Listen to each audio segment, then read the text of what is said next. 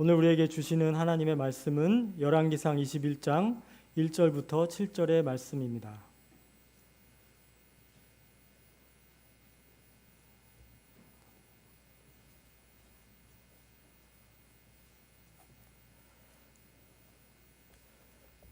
한 절씩 교독하고 마지막 절은 함께 읽겠습니다. 그 후에 이 일이 있으니라. 이스라엘 사람 나봇에게 이스라엘의 포도원이 있어 사마리아의 왕 아합의 왕궁에서 가깝더니 아합이 나봇에게 말하여 이르되 내 포도원이 내 왕궁 곁에 가까이 있으니 내게 주어 채소밭을 삼게 하라. 내가 그 대신에 그보다 더 아름다운 포도원을 내게 줄 것이요 만일 내가 좋게 여기면 그 값을 돈으로 내게 주리라. 나봇이 아합에게 말하되 내 조상의 유산을 왕에게 주기를 여호와께서 금하실지로다 하니 이스라엘 사람 나봇이 아합에게 대답하여 이르기를 내 조상의 유산을 왕께 줄 수 없다 하므로 아합이 근심하고 답답하여 왕궁으로 돌아와 침상에 누워 얼굴을 돌리고 식사를 아니하니 그의 아내 이세벨이 그에게 나와 이르되 왕의 마음에 무엇을 근심하여 식사를 아니하나이까.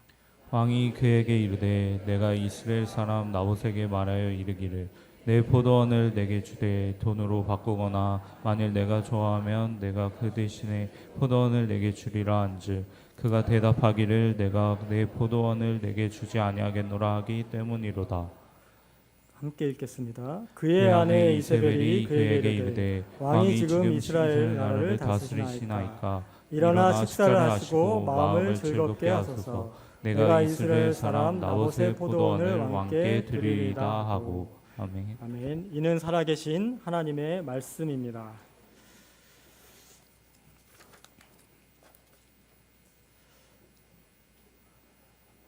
성도님들 요즘 요 사이에 내가 저 사람처럼 해야겠다, 저 사람처럼 살아야겠다라고 생각해 보신 적이 있으신가요? 요즘에는 참 어려운 것 같습니다. 누구를 보고 저 사람처럼 해야지 보다는 반대로 저렇게 하면 안 되겠다가 더 많은 것 같습니다. 요즘에는 그래서 뉴스를 보다가 직장에서 사람들을 보다가 또 심지어 가까운 이들에게서도 저렇게 하면 안 되겠다 이런 생각을 더 많이 하게 됩니다. 성경 속에서도 그런 반면교사라고 하죠. 반면교사들이 많이 등장을 합니다. 오늘 본문 속 아합 왕이 바로 그 대표적인 인물입니다. 하지만 오늘 말씀에서는 단순히 아합처럼 살지 말라는 경고에 머물지 않고 오히려 다른 우리에게 또 다른 한 사람을 보여줍니다. 세상의 힘과 다수의 흐름 속에서 하나님의 말씀을 붙드는 사람, 바로 나봇입니다. 나봇은 작은 농부였지만 세상 그 무엇보다 하나님의 말씀을 우선한 사람이었습니다. 그래서 오늘 우리는 아합과 같은 반면 교사들을 통해 가지 말아야 할 길을 배우게 될 것이고 그 반대편 나봇을 통해 하나님의 시선을 붙드는 신앙의 참 모습을 배우게 될 것입니다. 이 말씀이 우리 모두에게 믿음의 결단을 주는 은혜의 시간이 되시기를 축복합니다. 오늘 말씀은 죄와 불순종으로 얼룩진 북이스라엘을 배경으로 합니다. 그 중심에 아합이 있습니다. 당연히 아합의 나쁜 짓, 악행은 하나 둘이 아니었습니다.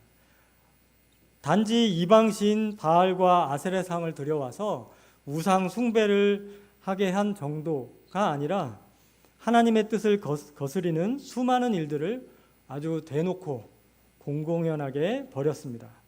오늘 21장의 사건은 한마디로 하면 빙산의 일각입니다. 하나님의 마음을 그럼에도 불구하고 하나님의 마음을 참 답답하기에 충분한 사건이고 이런 일들이 연속해서 일어나는 북이스라엘은 참 구제불능입니다. 북이스라엘이 살든 죽든 하나님께서 왜 그렇게 신경을 쓰셨을까? 선지자도 보내고 막 어떻게든 살려보라고 막 하시잖아요. 그냥 내버려 두면 될 텐데, 그냥 망하게 내버려 둬도 될 텐데 왜 하나님께서는 그렇게 신경을 쓰고 마음을 쓰셨을까? 그래서 이 본문이 가지는 중요한 점은 그럼에도 불구하고를 오늘 발견하게 된다는 것입니다. 하나님께서 북이스라엘을 향한 사랑의 끈을 왜 놓지 않으시는가? 사랑의 끈을 왜 놓지 않으시는가에 대한 대답이 오늘 본문 가운데 있습니다. 물론 이전에도 오바댜라는 인물은 선지자들을 죽음으로부터 구했고, 또 엘리야 같은 사람은 하나님의 말씀을 대언하며 종횡무진하기도 했습니다. 그러나 오늘 본문은 그 뛰어난 눈에 띄는 사람이 아닌 저변에서, 밑바닥에서 하나님의 마음을 사로잡는 사람이 있었음을 똑똑히 보여줍니다. 그는 바로 이스라엘 사람 나봇입니다. 나봇. 이 사람은 일개 농부입니다. 그것도 크지 않은 포도원 하나 경작하는 힘없고 백없는 농부입니다. 그런 일개 촌부가 지금 왕하고 맞서 있습니다. 맞섰다고 하니까 거창한데, 왕이 땅을 달라고 하는데 줄 수 없다고 단호하게 선을 그어버린 겁니다. 그런데 그 이유가 중요해요. 내 조상의 유산을 왕에게 주기를 여호와께서 금하실지로다 한 겁니다. 거기서 끝입니다. 더 이상 협상은 없어요. 왕하고 이 농부랑 협상이 없어요. 더 좋은 조건, 더 많은 돈, 더 좋은 땅 없습니다. 협상해 볼 수가 없었어요. 그러니까 아합이 실망을 해서 식음을 전폐하고 누워버렸습니다. 그런데 잘 보시기 바랍니다. 남유다도 아니고 북이스라엘에서 한 작은 농부가 지금 왕의 요청을, 왕의 명령을 거절하면서 여호와께서 금하실지로다, 여호와께서 금하실지로다 라고 말하는 겁니다. 레위기 25장에 나오는 말씀으로부터 땅을 거래하지 못하게 하신 말씀을 따른 겁니다. 하나님께서는 사람들이 임의로 경계, 지계석을 옮기는 것을 금하셨습니다. 잠언 22장 28절에도 내 선조가 세운 옛 지계석을 옮기지 말지니라. 이 나봇이라는 사람이 별 볼 일 없는 사람이잖아요. 별 볼 일 없습니다. 이런 작은 사람이 하나님의 말씀을 지키겠다고 왕의 말에도 꿈쩍도 하지 않는 겁니다. 여러분 같으면 그렇게 하실 수 있겠습니까? 조건에 따라서 움직이시겠죠? 우리들은. 이렇게 하나님의 뜻을 따르려는 이름 없는 백성들이 어디 나봇 하나였겠습니까? 또 있었을 것 같아요. 그들이 하나님을 향해 서 있다는 것은 반대로 보면 하나님 또한 그들을 향해서 시선을 고정하시고 서 계시고 그 마음의 끈을, 관심의 끈을, 사랑의 끈을 거둘 수 없는 충분한 이유가 되지 않았겠습니까? 하나님의 명령을 지킨다는 것은 하나님을 왕으로 우선하여 고백하는 것이기 때문에 어찌 하나님께서 하나님의 백성을 향한 마음을 놓을 수 있겠습니까? 윗선에서 다 망치고 있었지만, 이 북이스라엘을 윗선에서 다 망치고 있었지만 아래에서 여전히 하나님의 뜻을 지켜가는 이들로 인해서 북이스라엘은 여전히 하나님의 관심 안에 존재하고 있었던 것입니다. 오늘 우리 동대전교회 성도님들, 하나님의 마음을 사로잡아 하나님께서 시선을 다른 곳에 돌릴 수 없기를, 그렇게 하나님을 왕으로 우선으로 섬기며 살아가시는 성도님들 되시기 바랍니다. 그러나 안타깝게도 이런 좋은 사람이, 이 작은 의인 나봇은 돌에 맞아서 무참하게 죽었습니다. 나봇은 왜 죽었을까요? 아니, 다른 말로 하면 어떻게 하나님 신앙함이 무시되고 무너뜨려진 것일까요? 오늘 말씀 가운데 세 가지 이유를 통해 답을 찾아보겠습니다. 본격적인 반면 교사들의 등장입니다. 사건의 시작은 아합이 이스라엘에 있는 이렇게 해서 헷갈리죠. 이스라엘에 있는 궁에서 밖을 보다가 너무나 아름다워서 마음에 드는 포도원을 보게 된 것입니다. 그러자 그 포도원을 갖고 싶다는 생각을 하게 되었어요. 그 밭이 갑자기 생겼나요? 갑자기 하늘에서 뚝 떨어져서 거기에 예쁜 아름다운 눈에 띄는 밭이 생긴 게 아니죠. 유독 그날 그 시간에 아합의 눈에 띈 것입니다. 작년에도 재작년에도 눈에 안 띄다가. 그래서 실제 이 사건의 발단은 아합의 내면에 있었습니다. 아합은 20장에서 하나님의 도움으로 아람에게 대승을 이뤘어요. 아람이라는 나라를. 그러나 그는 하나님의 명령, 즉 아람 왕을 죽이라는 명령에 불순종하고 살려보냈습니다. 승리에 도취되어 마치 사울이 아말렉의 왕과 우양을 살렸던 것처럼 너그러운 왕을 자처하며 자신을 뽐내면서 그 왕을 살려보내줬던 겁니다. 그러자 아합은 선지자를 통해 그 불순종에 대한 심판의 말씀을 듣습니다. 전쟁의 승리를 만끽해야 했지만 하나님의 심판의 말씀을 딱 듣는 순간 가슴이 뻥 하고 뚫려버린 거예요. 아합은 사마리아로 또 이스라엘에 있는 궁으로 가서 시간을 보내지만 그의 마음속에 큰 구멍이 메꿔지지 않는 겁니다.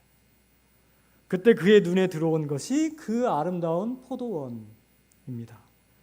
아합의 텅 빈 마음이 아름다운 포도원으로 인해 크게 위안을 얻었고 한 발 더 나아가서 저걸 내가 가져야겠다. 저걸 가져야겠다. 그럼 내가 좀 편안해지겠다. 그런 욕망에 사로잡혀 버린 겁니다. 성도님들, 하나님으로부터 기인한 공허 무엇으로 채울 수 있겠습니까? 우리의 시선을 사로잡는 그 무엇이 그 빈자리를 채울 수 있습니까? 좋은 집, 좋은 차, 맛있는 음식을 먹고 멋진 사진을 찍고 멋들어진 곳에 앉아 있다고 채워질 수 있습니까? 하나님의 말씀이 아니면 그 빈 공간은 채워질 수 없습니다. 아합은 나봇의 포도원에서 시선을 돌려서 하나님을 향했어야 했습니다. 그리고 지난 일은 어쩔 수 없지만 앞으로 어떻게 하면 되죠? 어떻게 하면 제가 하나님의 뜻을 잘 따르고 어떻게 하면 제가 올바른 길로 갈 수 있죠? 라고 하나님의 뜻을 구했어야 하지 않겠습니까? 거기에 시간을 쓰고 거기에 시선을 고정했어야 하지 않았을까요? 그랬다면 의인 나봇이 죽는 일은 없었을 것입니다. 성도님들 혹시 마음의 빈자리가 느껴지고 허전하고 공허한 마음을 느끼실 때가 있습니까? 그것은 하나님께서 주시는 신호입니다. 신호. 세상에서 그 빈자리를 채우려 하지 마시고 하나님 앞으로 더 가까이 나아오시기 바랍니다. 그러면 하나님께서 꽉꽉 채워주실 것입니다. 나봇을 죽게 만드는데 결정적인 역할을 한 것은 아합이 아니라 이세벨입니다. 이세벨이 가만히 보니까 아합의 꼴이 너무 한심해 보였습니다. 그러고도 왕이라고 할 수 있는가 싶은 거죠. 그래서 7절에서 보면 왕이 지금 이스라엘 나라를 다스리시나이까? 라고 묻습니다. 쉽게 풀면 당신은 이스라엘을 다스리는 왕이 맞습니까? 라고 물은 겁니다. 페니키아의 공주 출신인 이세벨이 봤을 때 왕이 그 농부 한 명 때문에 쩔쩔매는 게 이해가 안 되죠.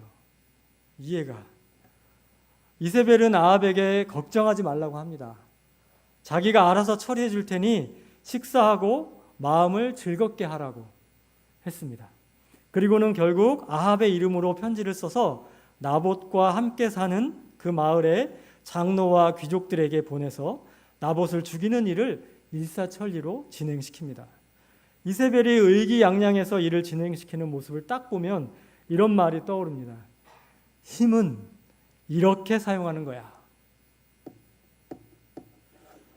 이것은 소위 말하는 강자들의 착각입니다. 힘을 사용해서 약자들을 자신의 수하에 넣고는 마음대로 하는 것, 때로는 그들의 권리와 그들의 소유를 빼앗아 자신의 것으로 만들 수 있다는 것이 힘이라고 생각하는 것입니다. 힘이 어디서 왔습니까? 힘의 출처가 어디에 있습니까?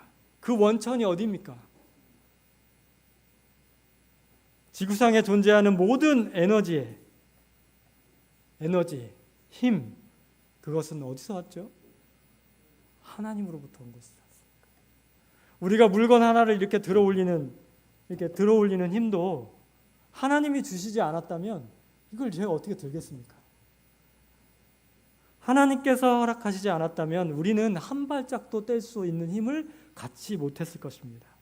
그렇다면 그 힘을, 우리에게 주어진 그 힘을 어떻게 사용해야 될지 확실하죠. 분명하죠. 하나님께서 강한 힘을 어떻게 사용하시는지 아십니까? 아시죠? 하나님은 힘이 너무 강하시기 때문에 힘이 없어 보이는 역설적 표현입니다. 힘이 너무 강하시기 때문에 힘이 없어 보이는 분이 우리 하나님입니다. 나무가 너무 크면 그 밑에서는 나무가 보이지 않아요.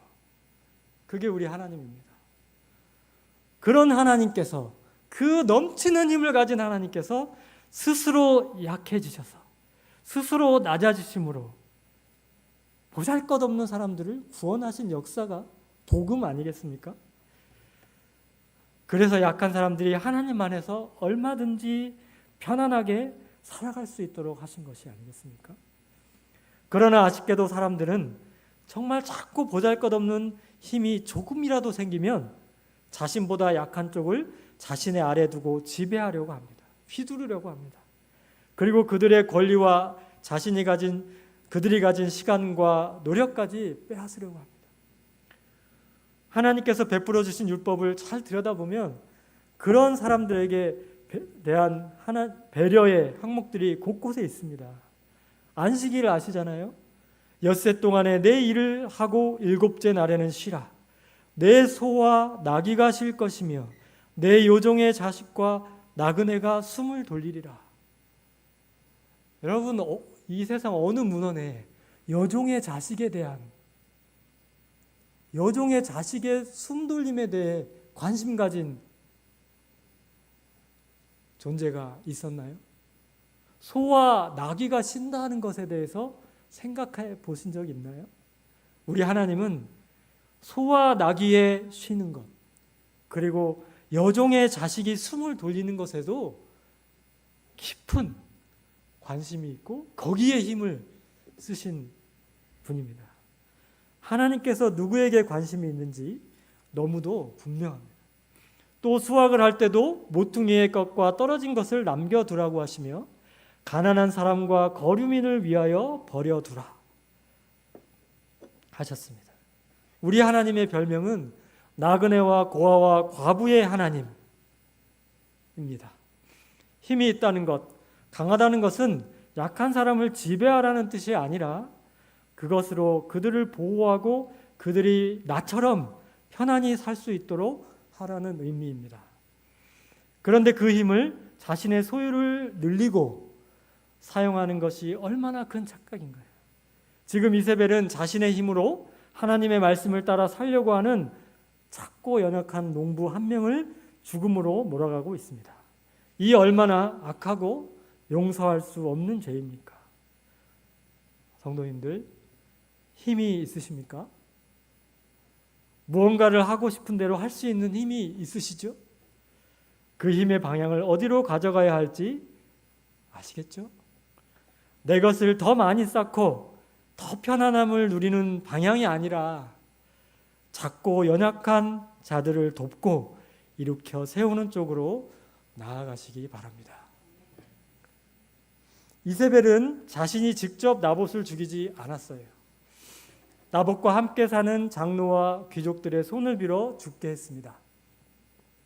편지로 그들이 어떻게 행해야 하는지를 구체적으로 지시해서 그냥 그렇게 매뉴얼대로 하도록 했습니다. 그럴 수도 있겠어요. 어디에나 부패하고 잘못된 정권에 결탁한 앞잡이들이 있게 마련입니다. 그런데 장로, 귀족 등 지도층의 사람들이 그렇게 쉽게 모두 합심을 했다는 것이 놀랍고, 그런 흐름에 그곳에 있는 사람들이 한 명도 거스르지 않고 동참했다는 것. 그래서 한 사람의 선량한 농부를 무참하게 돌무더기 아래 죽게 한 것이 놀라울 따름입니다. 사람들의 잘못된 생각 중 하나는 다수에 속하면 죄가 없을 것이라고 생각하는 것입니다. 분명히 그들은 나봇이 아무 잘못이 없다는 것을 알고 있었을 겁니다. 그리고 지금 나봇이 어떻게 왕의 미움을 사게 되었는가 다 그 스토리를 알았을 거예요. 그렇다면 최소한 양심을 따라서 이런 부당한 처사에 동참하지 않을 수 있는 거 아닙니까? 그러나 말씀해 보면 누구 하나 그 흐름에 저항한 사람은 없어 보입니다. 문제 제기를 안 했어요. 어쩌면 왕의 명령이니 따르지 않을 수 없다고 생각했을지도 모릅니다. 그러나 그렇다고 해도 그들의 죄는 없어지지 않습니다. 한 성읍의 사람들이 모두 동참했다고 하여 그 죄가 없어지는 것이, 희석되는 것이 아닙니다. 마치 기독교 국가였던 독일이 전쟁을 일으키고 유대인들을 대량 학살할 때 다수의 기독교인들이 동참했던 것과 같다고 할 수 있습니다. 모두가 하일 히틀러를 외친다고 해서 그 모두라는 것이 죄를 줄여주지 않습니다. 다른 친구들도 해서 나도 어쩔 수 없었어요 라고 학교 폭력 가해자들은 아무렇지도 않게 이야기하는 것을 보게 됩니다. 다 같이 해서 나도 했다. 결코 그 잘못을 줄여주지 않습니다. 지금 나봇은 그렇게 다수를 따라 아무렇지도 않게 돌 하나 던진 이들에 의해 죽었습니다. 하나님을 따르는 의인 하나가 별 생각 없는 군중의 돌에 맞아 죽었습니다. 그리스도인이라면 때때로 홀로 걷는 길도 있을 수 있고 모든 사람들로부터 따가운 시선을 받는 자리에 있을 수도 있습니다. 그래서 외로운 싸움을 하는 자리에 계실 수도 있습니다. 꼭 저렇게까지 할 필요가 있을까? 꼭 저렇게 안 한다고 할 필요가 있을까? 그것이 하나님의 말씀을 지키는 길이 아니겠습니까? 우리는 다수의 불의에 침묵하는 공모자가 되어서는 안 됩니다. 하나님의 말씀을 따라 홀로 서는 용기 있는 그리스도인들이 되어야 합니다. 나봇의 죽음의 사건이 얼마나 긴박했고 관심사였던지 그의 죽음의 소식은 전해지며 나봇이 죽었다. 이 말이 4번이나 등장합니다. 14절에 나봇이 돌에 맞아 죽었나이다. 15절에 나봇이 돌에 맞아 죽었다 함을 듣고 나봇이 살아있지 아니하고 죽었나이다. 16절에 아합은 나봇이 죽었다 함을 듣고 의인 나봇은 하나님의 뜻을 지키려다가 순교자가 되었습니다. 이 무죄한 죽음, 이 억울함은 어떻게 풀 수 있겠습니까? 성도님들 기억하시기 바랍니다. 땅의 주인이신 하나님께서 이 땅 위에서 흘린 무죄한 자의 피를 잊지 않으십니다. 그의 땀과 눈물을 결코 잊지 않으십니다. 처음으로 죽임을 당한 아벨의 피로부터 나봇의 피 역시 하나님께서 기억하십니다. 그리고 그 피 흘림이 헛되지 않게 갚아주십니다. 하나님이 기억하시면 죽은 것이 아닙니다. 하나님은 아합에게 이렇게 말씀하셨습니다. 내가 나봇을 죽이고 그의 것을 빼앗았으니 내가 죽은 그곳에서 개들이 내 피를 핥을 것이다. 인간적으로 보면 나봇의 신앙은 실패한 것처럼 보입니다. 그러나 성도님들, 하나님은 나봇을 잊지 않으셨습니다. 그의 무덤 위에 새겨진 이름은 사라졌을지 모르지만 하나님의 마음에는 영원히 기억되었습니다. 이 모든 것을 아시고 함께 아파하시고 기억하시는 하나님께서 그 순간 나봇과 함께 그 자리에 계셨습니다. 성도 여러분, 우리는 때로 세상 힘과 맞서 싸우다 실패하고 좌절할 수 있습니다. 우리는 작은 노력이 아무런 결실 없이 사라지는 것처럼 느껴질 때도 있습니다. 그러나 우리의 몫은 어떤 어려움이 있고 반대가 있고 모함이 있고 위험이 있더라도 하나님의 말씀을 지키는 것에 있습니다. 그러면 하나님은 우리의 작은 순종과 저항을 기억이라는 사랑으로 갚아주십니다. 하나님이 기억하시는 삶이야말로 성공한 삶이 아니겠습니까? 세상 흔들리고 힘 있는 자가 다스리는 것처럼 보이지만 마지막에 기억되고 지켜지는 것은 하나님의 말씀을 붙든 믿음입니다. 오늘 우리가 세상의 기준보다 하나님의 뜻을 선택하는 사람이 되기를 소망합니다. 마음의 빈자리를 하나님으로 채우십시오. 하나님이 주신 힘으로 연약한 자를 돕는 손길을 더하시기 바랍니다. 소수에 속하더라도 하나님의 뜻을 따르는 좁은 길을 선택하십시오. 성도 여러분, 나봇은 죽었지만 그의 믿음은 살아 있습니다. 오늘 우리 또한 하나님 앞에서 그렇게 살아가기를 결단합시다. 믿음을 지키는 그곳에 하나님께서 계십니다. 아멘.